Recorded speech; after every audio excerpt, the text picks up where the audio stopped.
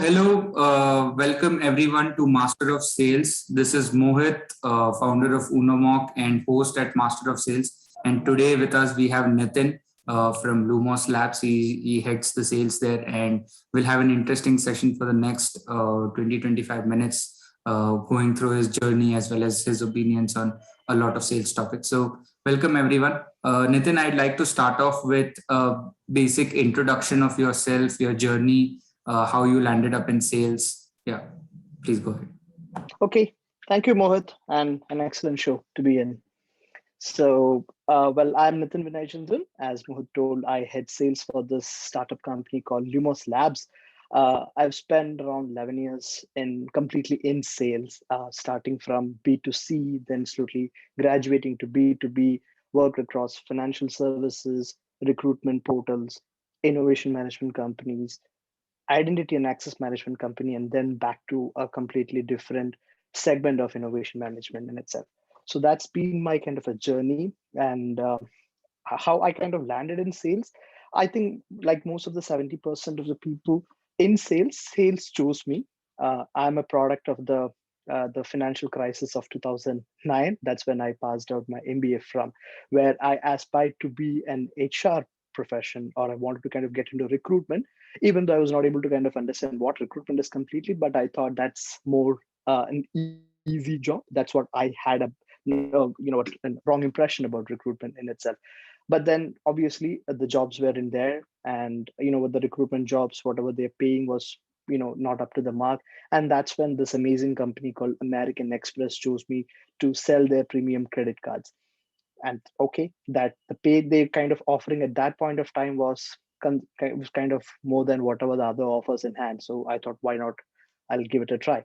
That's how it all started, and I'm enjoying every bit of sales. What do you enjoy in sales? Is it meeting people, or is it meeting new people and trying your product out, or what do you think motivates you to meet new customers and try new customers on a regular basis? Meeting new people, definitely yes. And I think that's something which I used to enjoy otherwise also. And that's why, what my inclination towards HR or recruitment also started. Okay, I will be able to meet new people and make some difference in their lives. But okay, sales shows me. And when I started exploring this market, yes, definitely meeting new people was the main excitement. But beyond that, it is that particular consultative approach, which is the modern sales mantra of not that, okay, hey, I have a product, this is the feature, you have to take this thing. Understanding whether this particular feature is applicable to this particular person or it appeals to him, identifying that whole process and then going to him with telling him a solution that, hey, I know that you have everything, but have you tried this out, or do you want to kind of experience this thing? This is something which gave me the kick initially when I was in the B2C segment. And trust me, if people who are venturing into sales, with all the my new junior friends, whoever is trying to do sales, if you get a chance, you should try with B2C, because that is the actual sales where you get to meet the person who takes a product for himself for his personal use in the beginning. That's the motivation. And eventually, when you get into the corporate side, when you understand that what you're selling is as business, and people are buying for meeting their business objectives, the story becomes larger and the motivation becomes larger because you are a part of their business growth. And that's what is being continuously motivating me. And of course, to end with, every salesperson, I think getting a contract signed, be it B2C or B2B, is like a kick, and that is still there at this level also. That's what keeping me going. Great, great. Yeah, Nitin, the contract closure is something which, even if the smallest one or the biggest ones, that Absolutely, absolutely, extends absolutely. beyond economy. So yeah, as a leader, or as someone managing team, how do you get that feeling in people working with you, working for you as well? So, my mantra, or rather, my way of leadership style is not about telling people what to do or something like that, and just kind of devise strategies and tell that, hey, where are the numbers in the evening? I want to kind of I because since I've grown from a sales guy from the beginning, and I want to be a part of them, and I want to put in my individual contribution. I want to kind of show them a way that, hey, this is what it is done. And I always check with my team, and whenever I know that okay, there are a lot of things which my team is good at and I have to learn from them, and I'm pretty open with them. And whenever it is about giving feedbacks, and I also kind of focus on taking feedbacks from the team, so that they feel that okay, they're not reporting, rather we are all a part of a same team, and we obviously have somebody who can kind of tell that hey, these are the ways in which you can track things, this is the way in which it happens outside this particular domain, why don't you try out this thing? Give them examples, show them examples, and give them a space where they are absolutely free to come and even criticize or even kind of tell that hey, there is another way to do this thing, Nitin. And if you can kind of create such environment everywhere, that's how a good sales culture is born, and that's what I try to do here at Lumos Labs. Yes, that's certainly very true. Leading by example with your team members is only way you can, one of the only ways where you can make them fire. Otherwise, you're just absolutely. Otherwise, you just become a boss or a reporting manager, which people hate. Okay, why should I kind of update this thing? Rather, this thing, you give your updates, what you have done for the day to them, get the updates and see what is the combined value. On front of course, managing team, what are some of the KPIs which you track? Do you track KPIs, or it is more that person comes and tells that okay, these are the things I've done, or there are some specific KPIs you track, and what would be those? So, yes, we do track KPIs, and that is my simplest advice. I am known in my team to kind of bring in a lot of processes, and given a chance, I try to create an Excel sheet for everything. And that's exactly the way in which we'll be able to kind of bring in a lot of focus to sales. And like you rightly pointed out, Mohit, KPI tracking is one of the most important things. So we generally kind of track because we operate in a bit about Lumos Lab. So we are an innovation management company, and what we essentially do is we bring all the Web3 projects, all the blockchain companies from abroad to India and connect with the developers and startup ecosystem in India. So that's the kind of business what we do. So our KPIs are one thing, obviously, how many new logos we kind of being able to kind of talk to on a daily basis, or we'll be able to get that. And how is that being translated to the India tech ecosystem? Are we kind of contributing something back to the tech ecosystem by bringing them in? And that's obviously so. Just to cut the long story short, obviously the KPIs are revenues. Obviously, the KPIs are how many new logos are we able to communicate, and the third one is how are we able to communicate to their language, and that points out to learning what we have to kind of do. Because we are in tech sales, and anybody who's venturing into tech sales, the distinction between I am a tech person, I'm an engineer, and I'm a non-engineer is very, very, very thin when it comes to this thing. So you have to be on top of your game. You need to kind of learn. So a daily thing, what we also do is that what have you learned through the day about a new tech or something like that. So these are the broader KPIs. Obviously, there are like basic KRAs and other things which we kind of meet, but on a public forum, these are the broader things.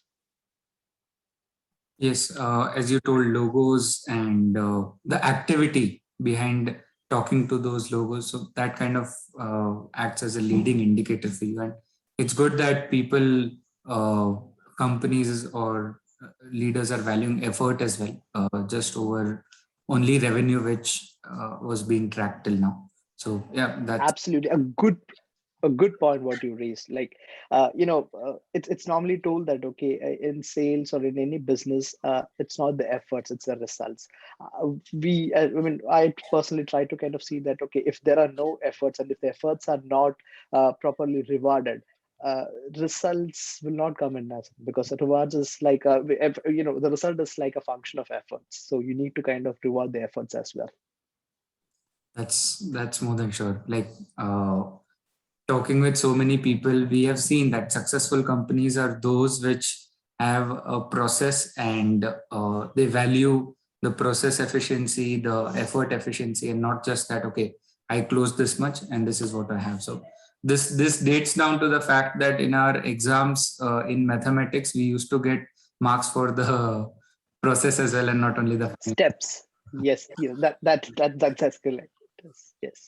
So, Nitin, on the fact that you are into tech sales and you deal with customers throughout the world. So, what are the kinds of tools which you have felt that, okay, these have added good value? Like we have a lot of sales tech tools right now, from lead capturing to prospecting to getting more information about the client to automated sequencing. What are some specific tools which you and your team use which have given you good results? So we've tried everything because we our sales team kind of started exploring all these territories. I think we are a pretty young company, so it's been like what 3 years since we kind of gone full fledged. We've tried out different tools. So initially we had a particular sales CRM tool called Sales Shark, which we were primarily using to kind of track the leads and the movements. Afterwards we were exploring different lead generation thing and all, but in our industry the leads are in there. Like, see, we are working with a very niche companies. Okay, it's like the Web3 or the blockchain companies. Not necessarily the details are all available in the public forums where the lead generation softwares can track it. So we've tried and tested a few, then we kind of reached out to the basics.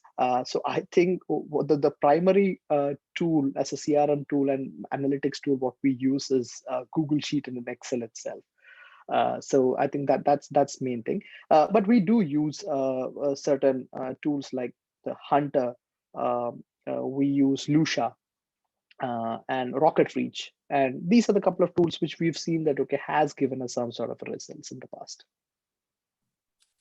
So, just diving down more on that as well. So, of course, tools act as an augmentation. What skills have you felt that in your industry that, okay, these are some skills or these are some measurable skills which have kind of got good results, or you feel that, okay, this practiced over long term will 100% get good results in specifically tech sales in your domain? Primary thing is listen to a lot of content out there. I mean, I would say primary thing, relationship building, meeting, consulting approach and all are like basic jargons. That is something which you have to do in any sales kind of a thing, but more so when you're doing in a tech sales, more so when you're you're working in a niche segment. You need to be updated, and primary skill is open for learning and open to learn, and take an effort from your side to talk in the same language as in your client, and understand not just the industry, understand the whole ecosystem in itself. Because when you're trying to kind of bring many companies based outside to India, what you are essentially showcasing is the talent pool in India or the opportunities in India, and they may have a lot of questions about these things. And if they are talking to you, they are not just talking to you as a product or a service or salesperson. They're talking to you whether is this country good enough for me to invest my time and money in. So you need to be equipped with all the details which will make comfortable feel like, hey, this is a good partner whom I should be able to work with. These are the people, they know everything about that. So you need to learn, you need to observe, you need to be updated. I think these are the kind of primary skills. And if you're done this basics right, all your other tech, the skills, what is more popular will well align with all these things, and you'll get good results. That's for sure.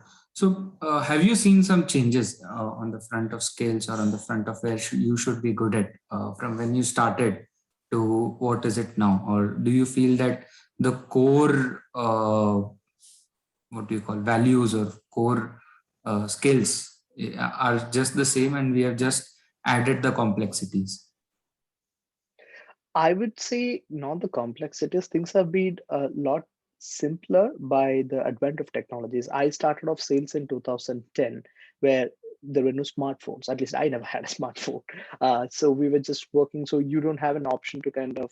So I worked in an organization where you need to be at a particular level to get mails configured on your private phone, your hand phone. Okay, so you have no idea. You have to kind of come back to office, and you had shared laptops. So you have to come back and wait for your turn to check your emails, whether your clients have sent the documents and all. So in considering that situation, I was recently talking to the same similar sales folk from the company which I started, American Express, and they were all kind of working. Obviously, these are pre-pandemic days. They were kind of having tabs. Every individual is having a tab and things like that. So I've been seeing that there are a lot of changes which technology has brought in, which has made the lives of salespeople easier. But these are just tools to kind of get your job done. You have to kind of excel. You need to speak the same language as in your customer. That has not primarily changed.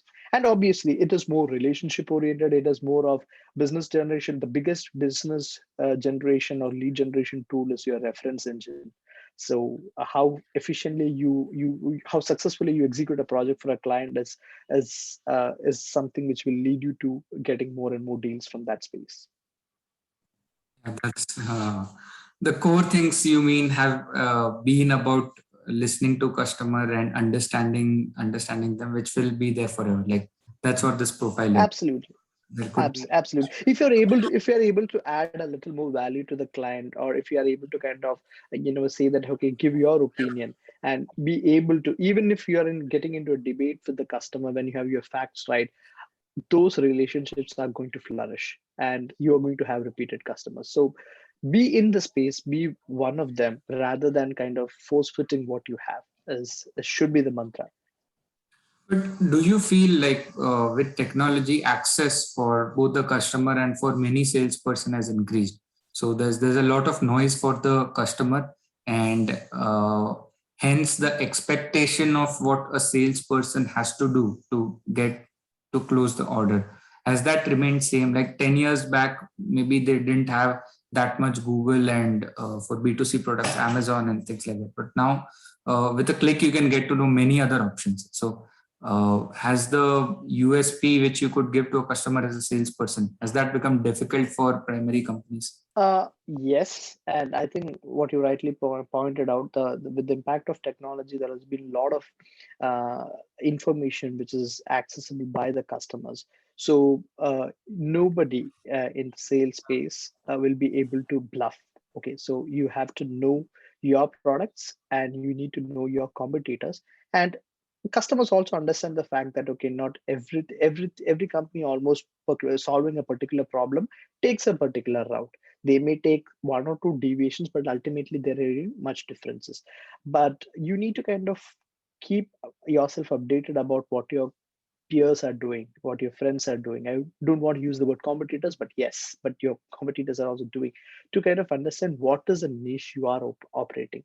And it shouldn't be always on the cost. Okay, if he sells at X, I can sell it at X minus one. That shouldn't be the case. If he sells at X, I will also sell at X, but this is what the value what you're getting. And that comes through complete research. And there is an USP which may not be there visible maybe in the front, but there would be certain USPs which are common to you. That is why you are existing as a business. And that is something which you need to kind of make them understand. Only possible if you spend researching about the customer before meeting him, and when you spend more time with him understanding what he actually wants and what he's missing from other or existing solutions he has. And that's 100%. So coming back again to you, Nathan, you've had 10 years in sales. So normally, what would be your 20-year, 30-year plan? Like what when you had started would be your 20-year plan, and how has it changed now to a fresh 20-year plan? Like just your inner insight of what progress looks like to you after 20 years. So what I've realized when I started off as a relationship officer.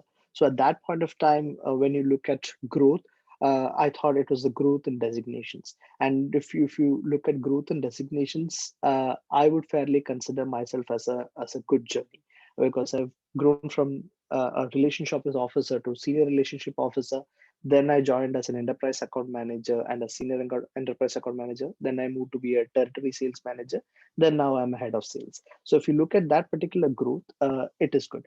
But when you reach at your 10 or 11 years of career, what you actually see is that the growth in designations is not really the growth. Of course, there are perks to it. Of course, there are perks to it when you come to the kind of money and things like that. Obviously, there is growth, but the real growth, if you ask me, what does the next 10 years look at?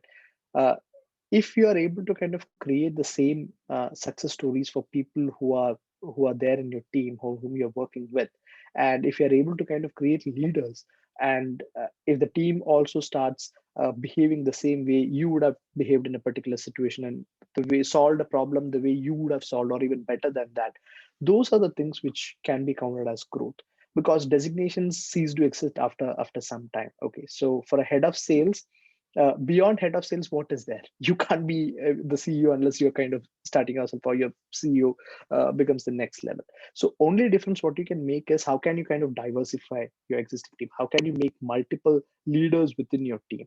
And eventually take a lot of work what I am doing right now, give it to them, and then focus purely on devising new and new strategies to kind of get into new territories. So that should be the growth. So more from a sales, the next 10 years should be where we kind of focus on becoming a business leader, not just a sales revenue leader, becoming a business leader, all encompassing roles. Maybe that's what something which I may aspire to in the next 10 or 25 years to come. Great insights on that, Nitin. So, yeah, I think we have covered most of the topics related to how a salesperson should be, what are some of the goals they have, what are the processes involved, and things like that. So, we will end it up with just a quick/non-quick rapid fire round where there is Okay. topics and you have to choose among one. So, would you choose ethics or growth? So if you have 10 new logos and you have to deviate a bit on ethics, what would you choose? Ethics. Everybody should choose that.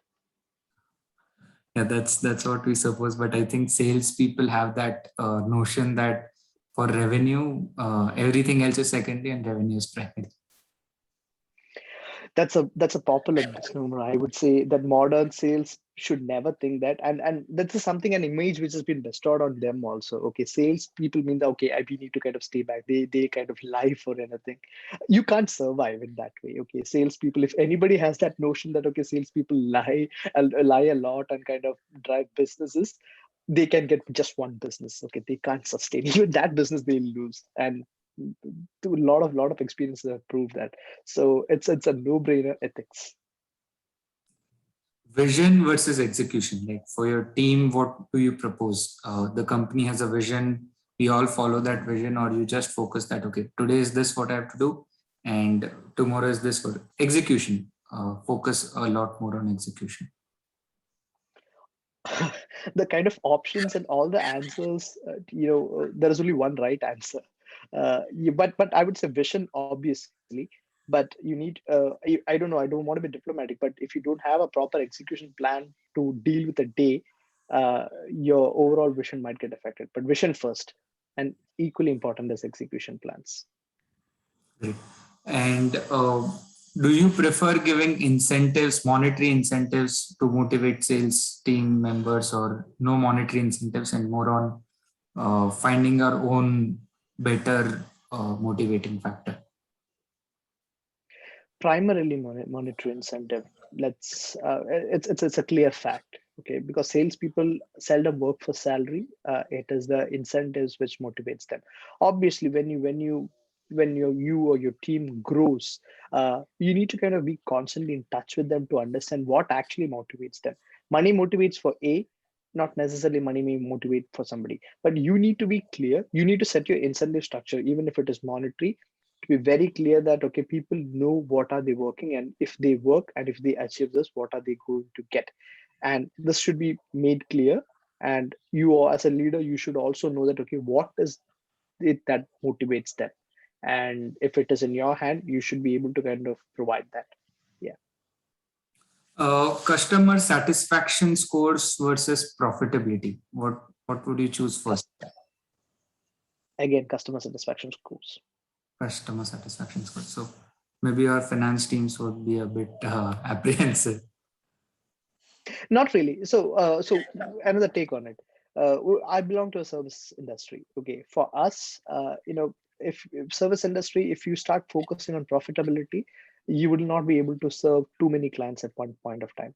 So, and if you do not have happy customers, you don't have repeat business. So eventually, in the long run, your profitability will go for a toss.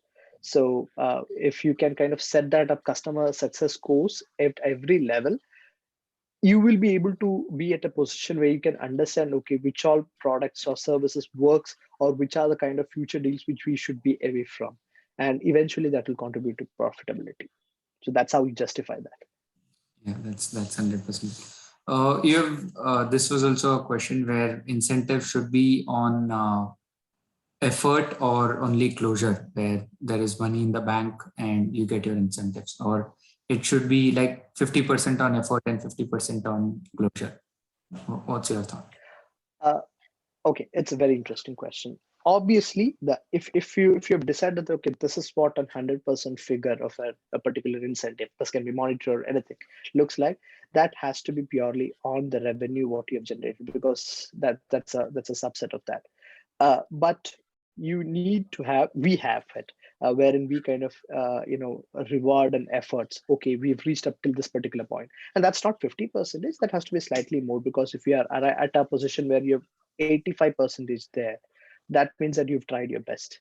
And so it has to be a combination there. So 100% rewards have to be on 100% revenue, but efforts, at least till 80% efforts, have to be rewarded.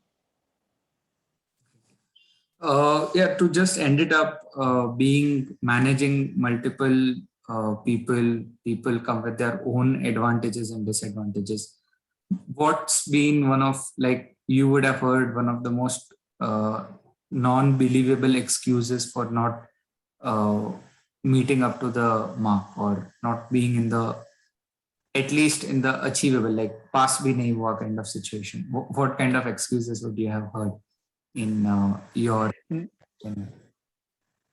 I would say not an this particular organization which I've seen, because this is pretty open, and that's one of the good sales cultures which we've built. But yes, in the past when I was working with product companies, there was a constant, negative feedback which used to come in, which is a customer doesn't want particular, or doesn't like this particular feature, or this feature doesn't work. And that becomes completely, I mean, every time we get to hear these kind of a things, so we kind of ask, have you really to explore what the customer wants? And if this feature, if it is not useful for him, why did we even pitch it? There are 100 other features which may be there. But that is something which I have seen as a resistance from people in not taking that extra mile and understanding that, and coming back and telling this excuse that your product doesn't work. Great. Yeah. So yeah, thank you so much, Nitin. We conclude with the podcast, and thank you so much for being here and giving us your time. Thank you so much, Mohit. I really appreciate your efforts. All the best.